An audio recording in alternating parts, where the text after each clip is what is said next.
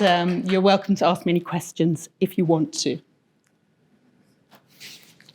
Should have planted one.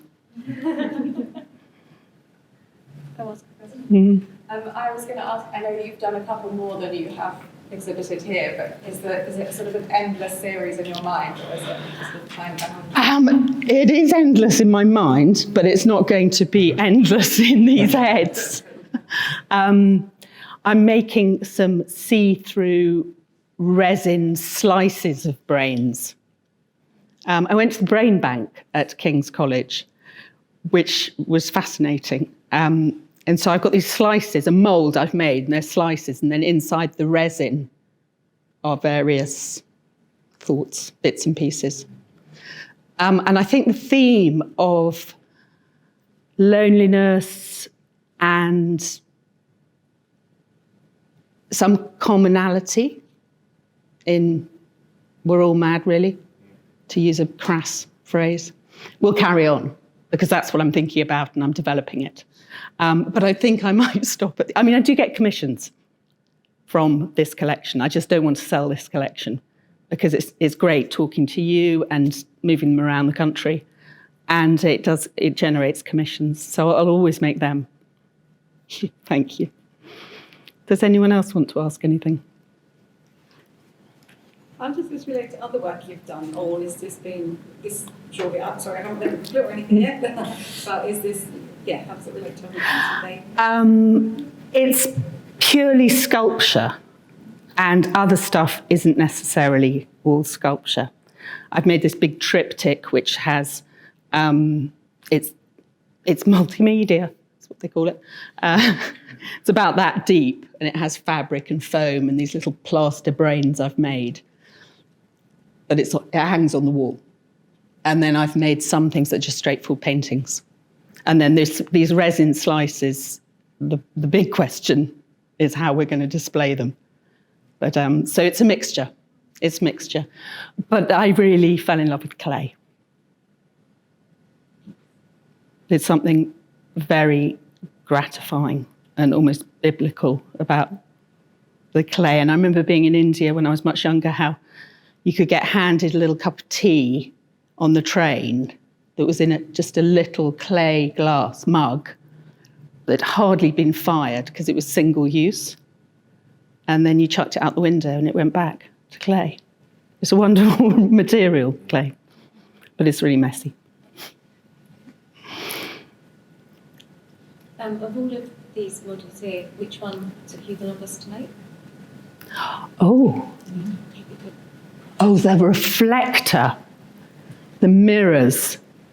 It was a sod, an absolute sod. Because I was trying with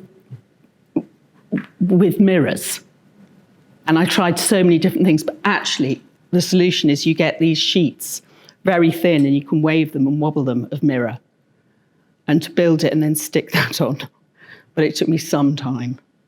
And also, you keep having to clean it. So it's the most time-consuming one. Yeah. Fantastic.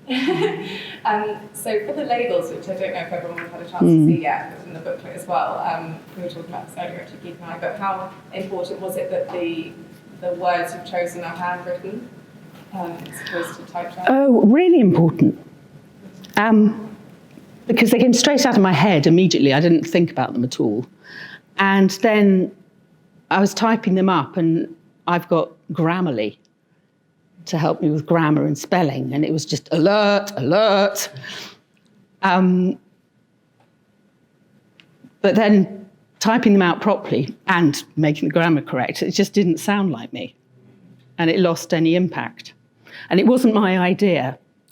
A friend was helping me curate. He's a curator, and he said, why don't you write them out? And that feels much more...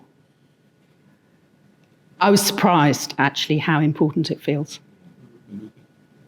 And I don't particularly feel very proud of my actual handwriting itself. I remember some people have beautiful handwriting. But I'm proud of it. I like it. It was an accidental kind of like a lot of it is. You mentioned with Green Monster that people from different stages of their life react differently. Yeah. Because have you had any reaction from children seeing these? You might view them too. Oh, I wish I have. And it was so busy I didn't get to talk to them. When we were at the Institute at King's College, not only were the roadworks and they dug up the road, there was a tube problem and something else. And I had a lot of these little tiny brains I'd made, and I painted them red, and I did a treasure trail from where he came out of the tube so people could actually find it. It was just 20 of them, and I just put them on the ground following them. And some kids followed them. 4 kids, all in their little matching bobbly hats with their nanny. And she said, oh, they just wanted to follow. And I was like, come in. You know, gave them some orange juice. And I said, gave them a book. I said, this is number 1. And I wish I'd photographed it. They were heavenly. They were so obedient. Number 1. Number 2. And all 4 had different coloured bobble hats on. But I'm afraid I never got to hear what they said. So the youngest is probably 18. And that's my daughter. Can you imagine what they might say? I think my eldest son is 11 and he's very interested in that. I'd be curious, like, if you don't tell people that this is reflection of mental health, then what do they see? Yes. Because a lot of children have a whole range of mental health conditions and problems. Yeah. And they Or not. relate to those I'm curious to know, without any prompting, would they see things in it which might relate to? Yes. I did talk for a long time and thought for a long time about including the words at all. Mm-hmm. Because you really don't want to lead anyone of any age into thinking anything, you know, because you sort of rob them. But I came down on it that I would. But little people, I don't know. I don't know what they'd think.